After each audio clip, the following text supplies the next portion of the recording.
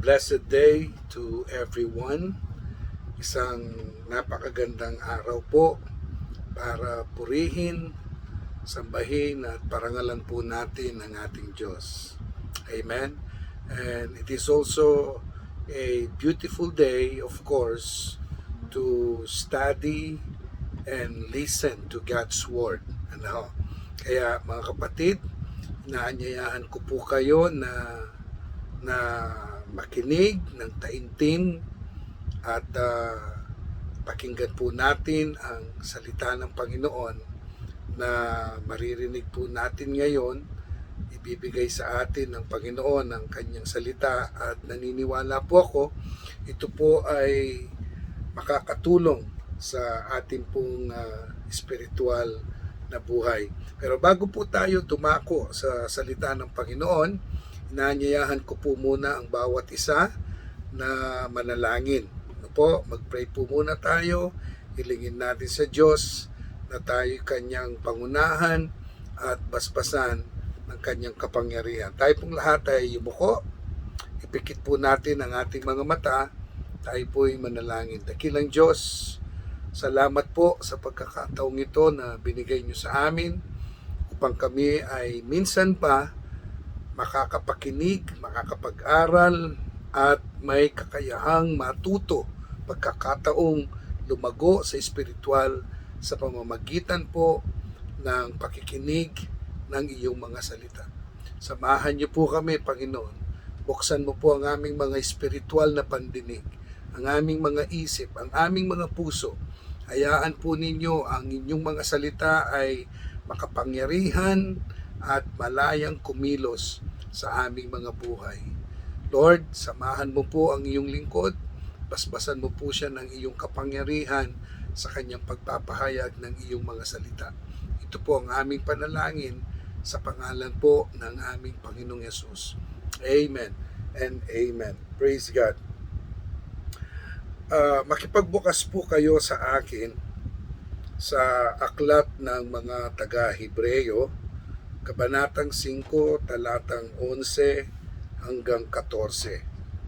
Sige po, buksan po natin ang ating mga Bibles dito po sa Hebrews chapter 5 verses 11 to 14. Ganito po ang nakasaad po sa Bible. Sisimulan po nating basahin sa verse 11. Sabi po dito, about this, we have much to say, and it is hard to explain since you have become dull of hearing. For though by this time you ought to be teachers, you need someone to teach you again the basic principles of the oracles of God. You need milk, not solid food. For everyone who lives on milk is unskilled in the word of righteousness, since he is a child. But solid food is for the mature, for those who have their powers of discernment trained by constant practice to distinguish good from evil. Ayan, praise God. Alam niyo po, ang isang basic background po ng ating mga verses o mga talata na binasa ay ang mga sinusulatan po dito ng sumulat sa mga sulat o sa sulat sa mga taga-Hebreyo ay yung sila po ay nabigong lumago. No? Nabigong umunlad ang kanilang spiritual na buhay. Napakaliwanag po ang sinabi dito ng author. Ang sabi niya, supposedly, you are already teachers. You ought to be teachers. Yun po ang kanyang eksaktong sinabi. No po? But you need someone to teach you again. That is one reason, no po, why I said the background of these verses, no po, why the writer wrote these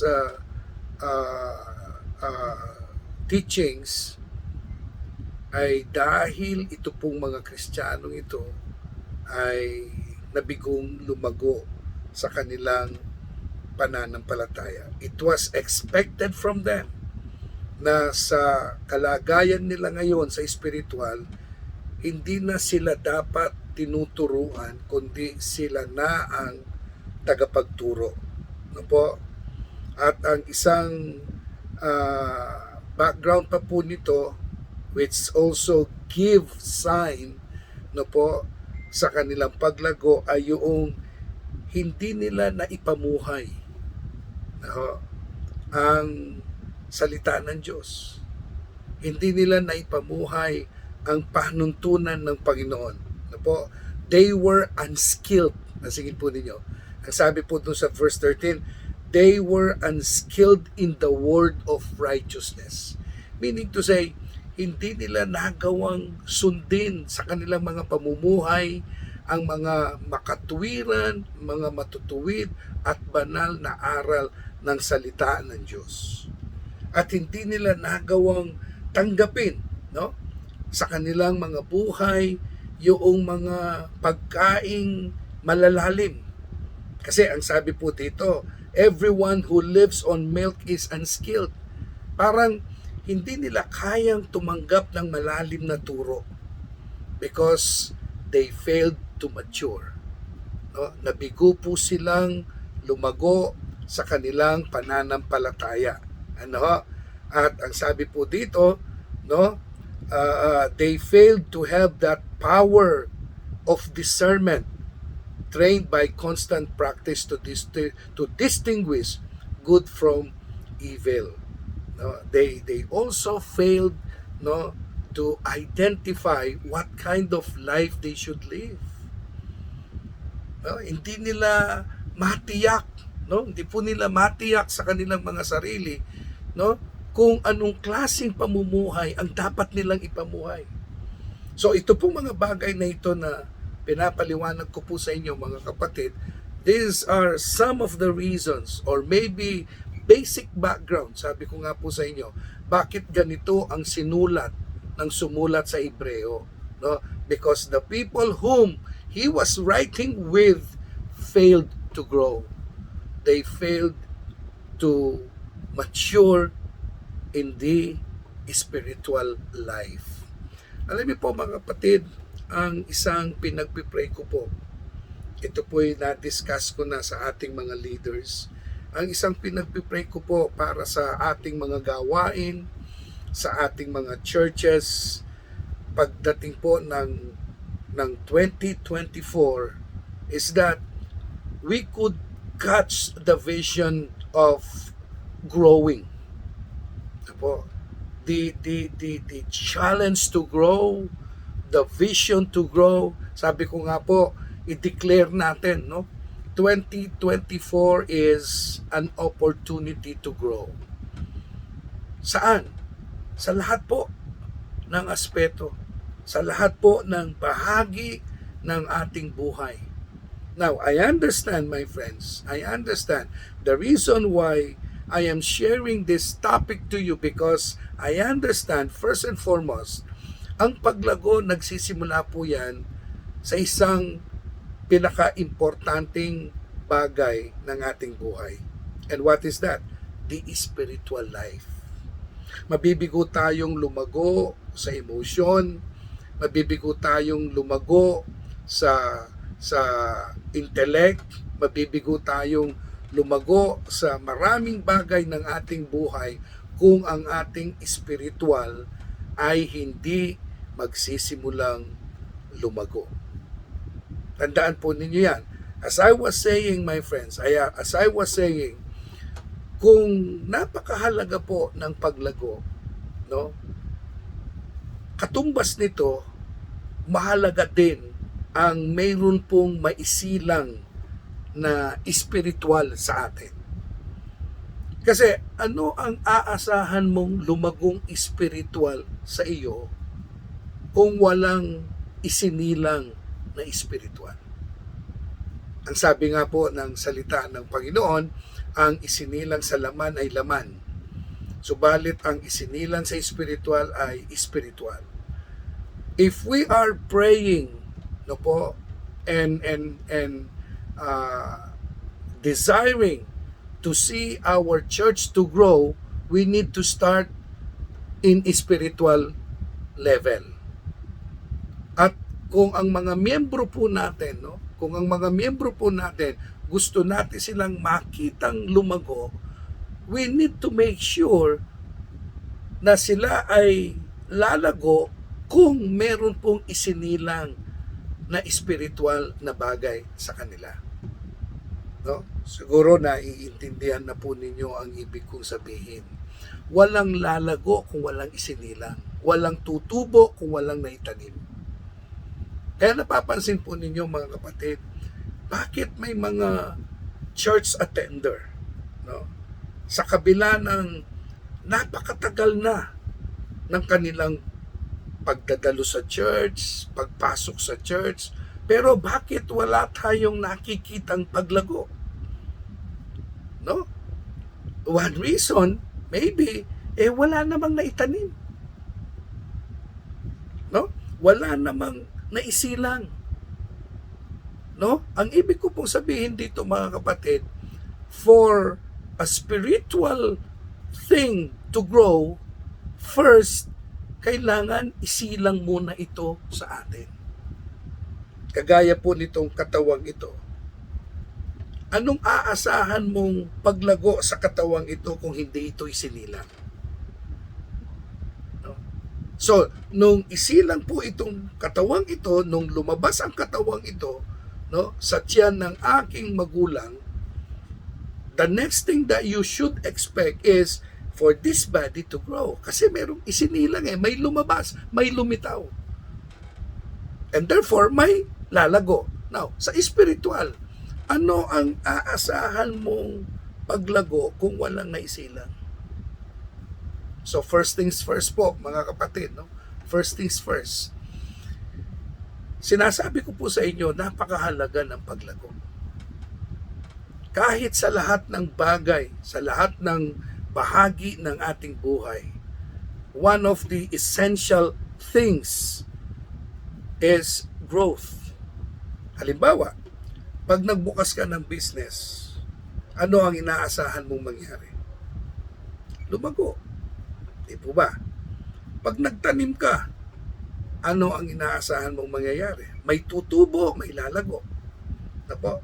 So, one of the things that we expect and we understand as essential sa buhay natin ay ang paglago.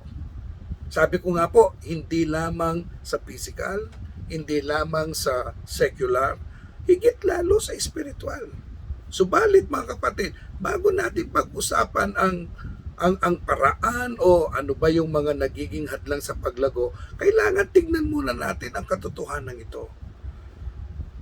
Para merong isang lumago, kailangan meron munang isilang. Opo. Tandaan po natin, a Christian life starts with spiritual birth. You cannot begin a spiritual life merely by making good resolution. No? Wala hong mangyayaring paglagong spiritual kung ang laging ginagawa lang natin mga resolution, no, mga panata, na po, hindi ho magpa-prosper yung ganon.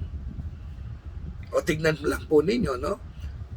Pag pumapasok ang bagong taon, no? People love to make resolutions. Pero anong nangyayari sa mga resolutions na yan? Kung minsan, mas marami o malaki yung percentage ng kabiguan kaysa sa tagumpay. Lalong-lalo na sa spiritual. No? Kasi nga po, spiritual life does not begin in making resolution. Spiritual life begins or start with spiritual birth. Bago ka lumago sa spiritual, kailangan mo munang isilang sa spiritual.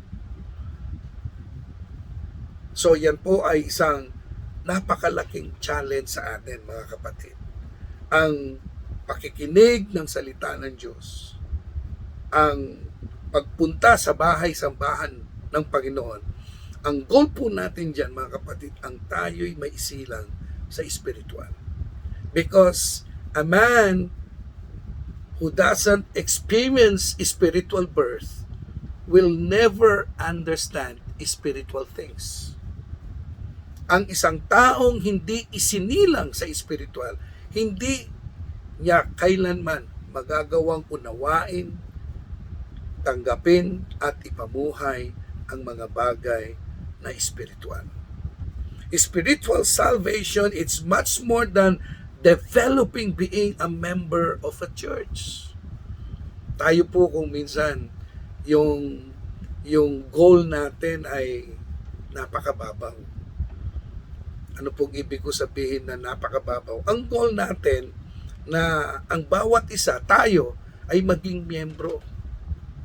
Hindi ho yun ang isang paraan or proseso ng kaligtasan. Yung pag sinabi natin miyembro, yung mapapa-attend natin siya ng linggo. Mapapa-attend natin siya ng gawain. That should not be the goal. The goal is itong mga taong ito, isama na natin ang ating mga sarili, ay magkaroon ng karanasan ng spiritual na kapanganakan. Kasi kung gagawin lang po natin silang miyembro, magiging mahina po sila.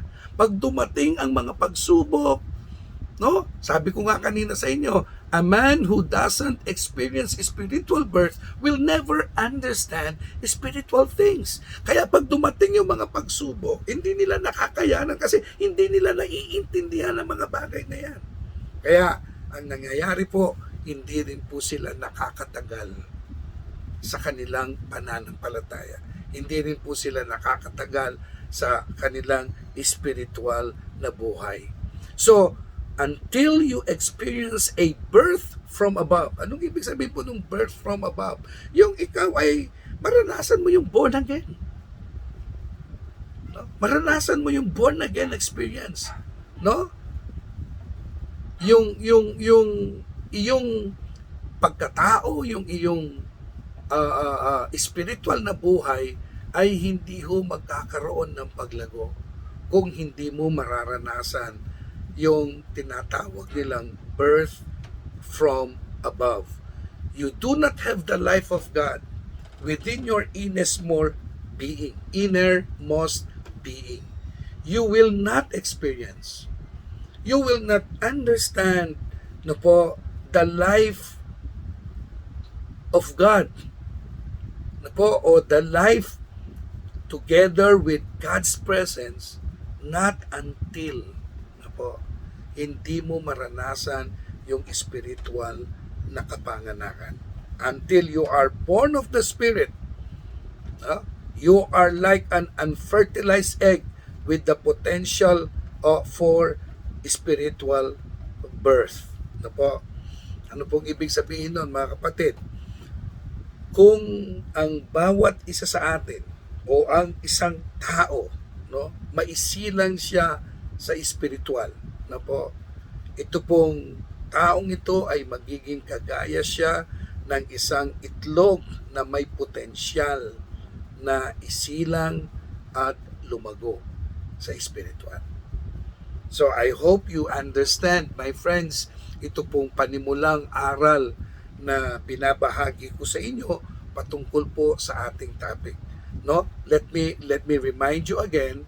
Ako po, I have a prayer, I have a goal, I have a vision that 2024 in our ministries would be an opportunity to grow. Bakit ko po pinagpipray ito? Bakit ko po dinidesire ito? Kasi nga po, it's automatic, It's given sa buhay natin, saan mo mang tingnang anggulo yan, ang isang essential na bagay ay yung paglago. Now, ang paglago hindi mangyayari, lalo na kung spiritual ang pinag-uusapan natin, kung walang spiritual na kapanganakan. What will you expect to a person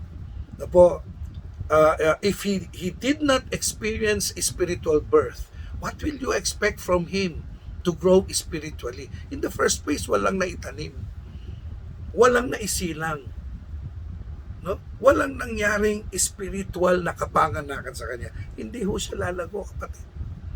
Kaya tayo po mga kapatid, when we pray, when we reach out, when we minister to other people, and maging sa ating mga sarili, no po, wag po tayong magsettle dun sa na makakadalo, makakapakinig. Okay, tama po yung mga yon. But we don't settle up to that level only. No? We need to bring them to spiritual birth. We need to pray to the Lord, no? Na ang Holy Spirit dalhin tayo sa spiritual na kapanganakan. No? Hindi lamang po yung mga taong nire-reach out natin. Most importantly, tayo. Sikapin po natin mga kapatid. No? We're not just sitting inside the church, hearing God's word, but first and foremost, sikapin po natin, may naisilang, may nagsimulang spiritual na kapanganakan sa atin.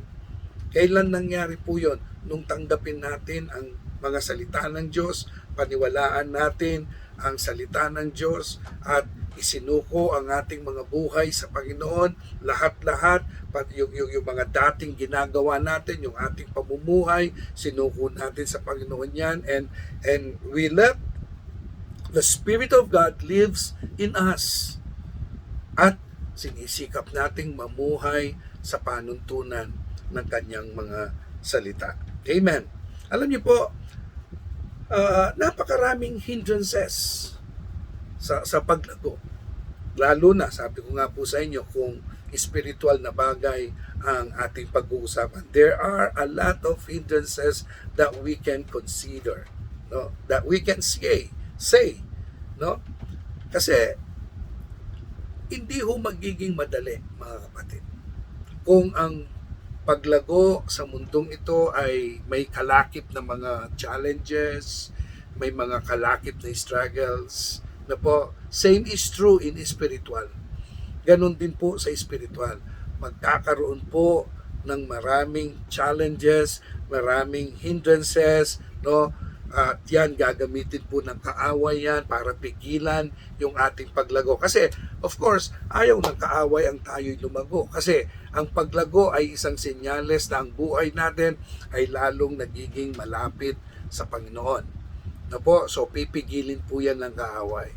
So, we need to also determine and understand what are these things that hinder our growth. Ay bakit kailangan po natin maintindihan? Para maiwasan natin sila. Para mapagtagumpayan natin sila. No?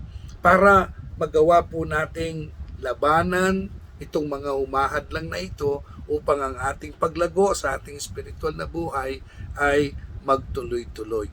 Unang-una po yung sinasabi nilang fallen nature. Alam niyo po, wag po kayong malito. No? Sabi ko po sa inyo kanina, dapat magkaroon ng spiritual na kapanganakan sa atin. Yes, when we really surrendered our life to Jesus, nagsimula po yung spiritual na kapanganakan. Kasi yung Holy Spirit, kinonvict tayo ng ating mga kasalanan, no po, at tayo'y nagsuko ng ating mga buhay sa Panginoon, at nagsisikap tayo ngayon na ipamuhay ang kanyang mga salita.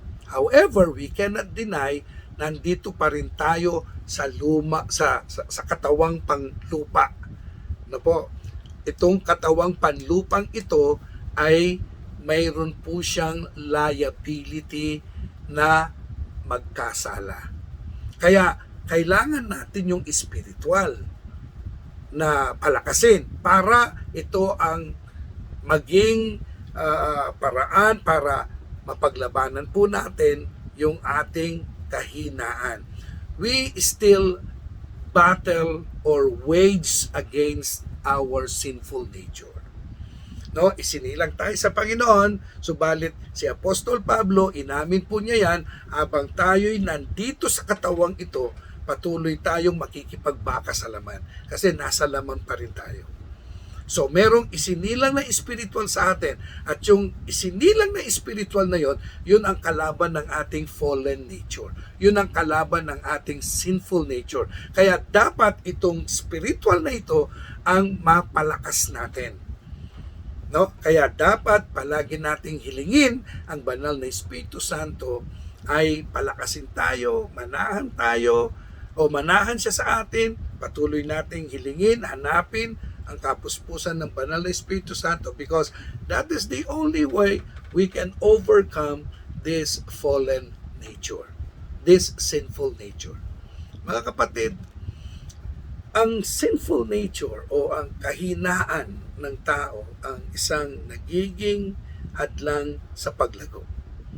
Ito pong fallen nature na ito, kapag hindi ho natin napalakas yung sinful nature, ito pong fallen nature na ito ang patuloy na humihila sa atin na po para mamuhay dun sa isang klase ng pamumuhay na hindi nagbibigay kaluguran sa Panginoon. Na po, kung ang physical na po ay nagkakaroon ng defect, pansingin po ninyo mga kapatid, minsan meron kang mapapansin, isang tao, hindi siya na-develop normally. No? Kasi meron siyang physical defect. No? Yung iba, na po, hindi tumangkad, naging unano, meron silang physical defect. In the same manner, sa spiritual, meron din pong spiritual defect. At yan po yung ating sinful nature. But the thing here is, itong sinful nature na ito, pwede natin siyang pagtagumpayan sa magitan ng spiritual. Kaya yung isinilang na spiritual sa atin, kailangan patuloy po tayong humingi ng tulong sa Panginoon na ito'y mapalakas. Ito ang lumago upang mapagtagumpayan po natin yung ating sinful nature. Alright? By nature, we are sinners. And by the grace of God, we were saved, we were forgiven, and we have experienced spiritual birth. Now, that spiritual birth should grow so that we can contain, we can control this sinful nature. Because this sinful nature is one tool of the enemy to hinder our growth. Na po, kaya kailangan na po masupil po natin itong ating laman. Kasi yung laman na yan, ang pilit na ginagamit ng kaaway para hilain ka papunta sa isang likong pamumuhay na hindi nagbibigay kaluguran sa ating Panginoon. Alam niyo po, lahat tayo dadaan dyan. Even the great Apostle Paul have acknowledged in his letter to the Romans na naranasan din niyang makipagbaka sa laman. Pasingin po ninyo, in Romans chapter 7, no? Verse 15, this is what Paul said, I do not understand what I do. For what I want to do, I do not do. But what I hate, I do. Hindi ko maintindihan ang aking sarili, sabi niya. Kung ano yung isang bagay na hindi ko dapat gawin, yun ang aking nagagawa. At yung mga bagay na dapat kong gawin, yun ang hindi ko nagagawa. At yung mga bagay na hindi ko dapat gawin, yun ang nagagawa ko, sabi niya. No? So, na-sense din po, naintindihan din po ni Apostol Pablo, no? Ni-recognize niya yung pakikipaglaban sa laman. No? Kaya si Apostol Pablo, sinisikap niyang mapagtagumpayan itong laman na ito sa pamamagitan ng patuloy na pagpapasakop sa banal na Espiritu Santo. Mga kapatid, unless we recognize, hanggat hindi po natin kilalanin sa ating mga sarili na itong sinful nature na ito, no, ang humihila sa atin pababa, hanggat hindi natin kilalanin at isuko ito sa Panginoon, hinding-hindi kailanman mararanasan ng bawat isa sa atin ang paglago sa espiritual. What do I mean when I say recognize? Pag sinabi ko pong recognize, kilalanin mo mali. Kilalanin mo hindi dapat. Kilalanin mo na dapat ito'y nilalabanan at hindi pinapayagan. Kailangang labanan. Kasi hanggat hindi mo kinikilala na kailangang labanan ito, mananatili kang alipin ng bagay na iyan na hindi ka lugod-lugod sa harapan ng Panginoon. Amen. Pangalawa pong hadlang sa paglago sa espiritual, yung tinatawag po nila sa Ingles na dullness towards the Word. Alam niyo po, yan ang isang nangyari sa mga taga-Hebreyo. Parang nawalan na sila ng gana, nawalan na sila ng excitement, nawalan na sila ng joy, nawalan na sila ng interest sa pakikinig ng salita ng Diyos. Parang nangalay, nagsawa, ganon. No? At ang isang dahilan po niyan, spiritual. Kung maalala po ninyo yung kwento nung parabola, no, yung talinhaga sa manghahasik. Sa Ingles, the parable of the sower. Marami pong interpretation diyan, no? Pero ang isang interpretation diyan ay ganito, yung mga butong inihasik nung sower, no? Yung iba ang interpretation nila diyan, yan ang mga salita ng Diyos. At iba't ibang portion ng lupa ang kung saan dumapo itong mga butong ito, no? Yung iba dumapo sa matabang lupa, yung iba dumapo sa madamo, yung isa dumapo sa mabato, no? Marami pong explanation na binibigay diyan yung mga tagapagturo ng salita ng Panginoon.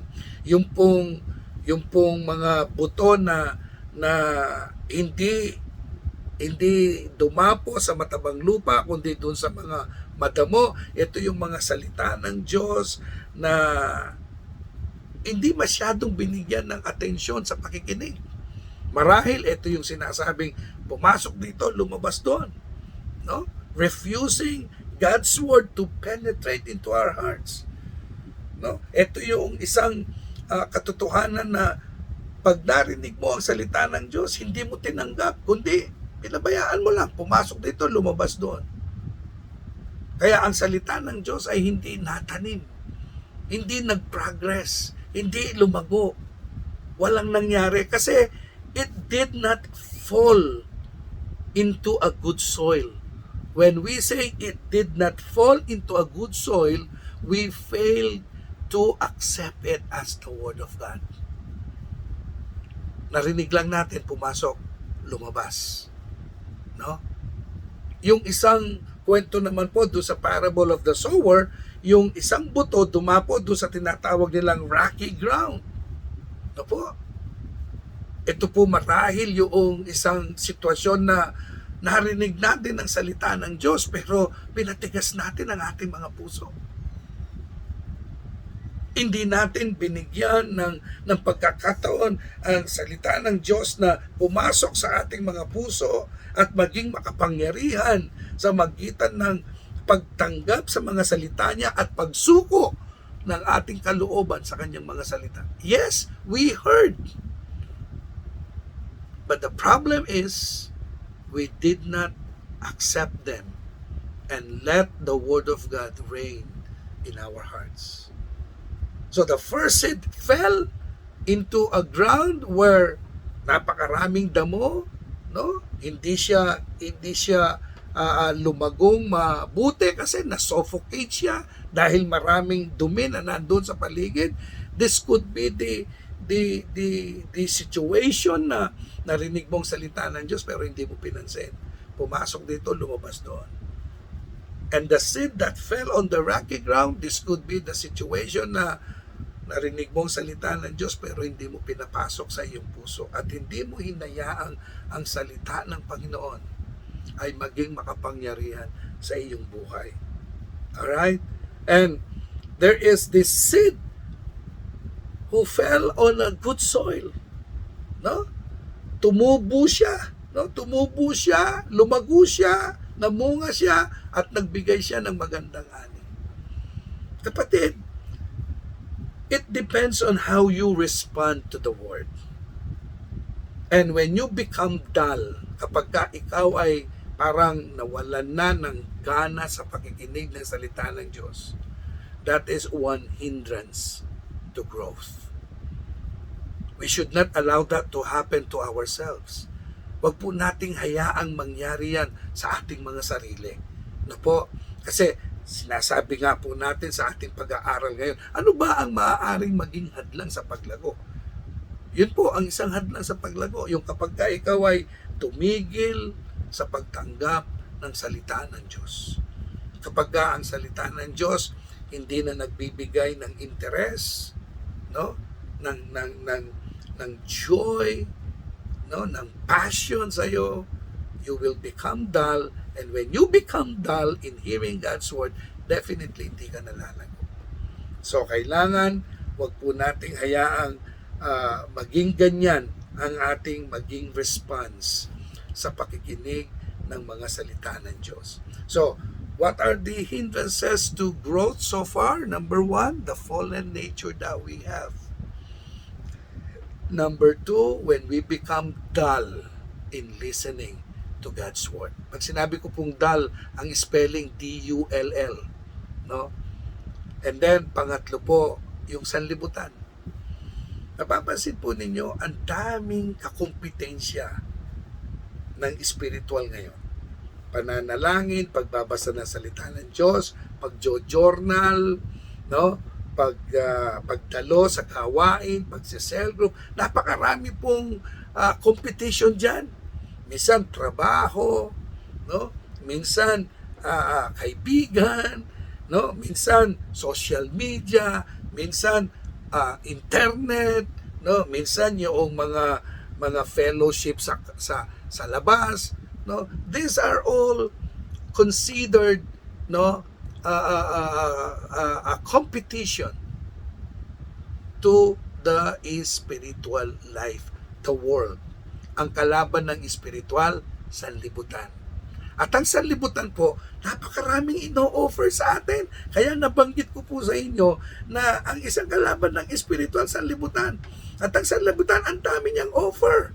Ang dami niyang offer. Kaya kung hindi ka matalino at kung hindi ka maingat, itong kamunduhang ito, kaya niyang i-overpower, i-overshadow ang spiritual. So the third hindrance to spiritual growth is the world. Yung sanlibutan. No? Hindi ko po sinasabing, paano yan, pastor? Nandito tayo sa sanlibutan. Saan tayo mamumuhay? I'm not saying that we need to look for another place to live. Kasi itong sanlibutan ito, kalaban ng Espiritu. Hindi ho. It's just a matter of discipline. It's just a matter of discipline. Meron nga po akong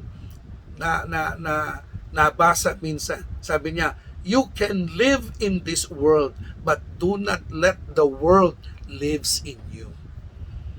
Kailangan meron kang self-control. Kailangan alam mo alin ang priority mo. Kailangan alam mo kung alin ang mahalaga, alin ang importante, alin ang matimbang. No? Sabi nga ni Apostol Pablo, everything is permissible, but not everything is beneficial. Lahat naman pwede mong gawin pero hindi lahat magbibigay ng pakinabang sa iyo, lalo sa spiritual. So maging matalino po tayo mga kapatid. Itong sanlibutang ito, ginagamit na po yan ng kaaway para ilayo po tayo sa spiritual. Sabi nga po ng salita ng Diyos, the prince of this world. Sinong prinsipe ng sanlibutan? Si Antikristo, nandito na. And he keeps on luring people to his offer sa sanlibutan para tayo'y mapalayo sa Panginoon. Kaya ang bilin po dyan ng salita ng Panginoon, do not love the world or anything of this world. Because anyone who loves the world, he is considered an enemy of God. Pag sinabi po nating world, hindi tao Pag sinabi nating world, yung system. Yung makamundong sistema. Huwag kang sasabay dyan.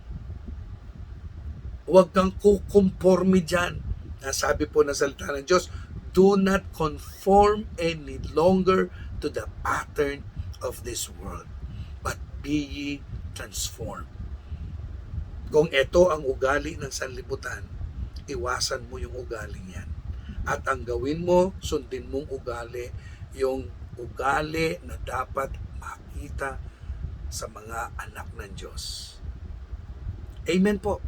Mga kapatid, uulitin ko po, we need to pray for growth. We need to pray for growth.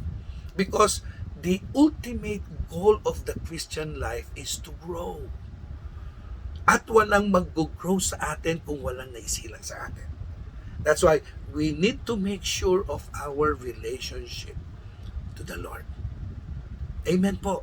Kalooban ng Panginoon na tayong lahat ay lumago. Kalooban ng Diyos na tayong lahat ay magtagumpay sa ating espiritual na buhay. Hindi ho kalooban ng Diyos na tayo'y maging mahina at manatili sa ating kahinaan. Kalooban ng Diyos na tayo'y lumago, kaya pinangako niya ang banal na Espiritu Santo. Amen. Mga kapatid, ang paglago ay sa Diyos. Pananalangin, pagbabasa ng salita ng Panginoon, pagbababad sa presensya ng Diyos, pagdadalo sa gawain, pagiging masipag sa gawain, at pag-i-involve sa gawain ng Panginoon. Amen. God bless you all, mga kapatid. Magandang araw po sa inyong lahat. Pagpalain po kayo ng Panginoon. Tayo po'y manalangin. Dakilang Diyos, salamat po sa aral na binigay mo sa amin. Pagpaalain mo po ang aral na ito, ang mga salita mo na binigay sa amin, na ito po ay tumimo sa aming mga puso, sa aming mga isipan, maging makapangyarihan ang mga salitang ito upang kami ay lumago sa espiritual, maintindihan, maunawaan at maipamuhay po namin yung mga bagay na nais mo para sa amin. Pagpalain mo po ang iyong mga anak. Lahat po ng nagsipagdalo ngayon, nakinig, nanood ng recorded message na ito, pagpalain po ninyo silang lahat, pagpalain mo ang kanilang mga pamilya at katagpuin po ninyo lahat ng kanilang mga panalangin. Sa pangalan po ng aking Panginoong Yesus, manatili at igawad mo ang iyong mayamang bendisyon sa iyong mga anak ngayon. Ito po ang aking panalangin. In Jesus' name, Amen and Amen. Magandang araw po sa inyong lahat. Magpalain po kayo ng Panginoon. Mag-ingat po kayo palagi at mahal na mahal po kayo ng Diyos.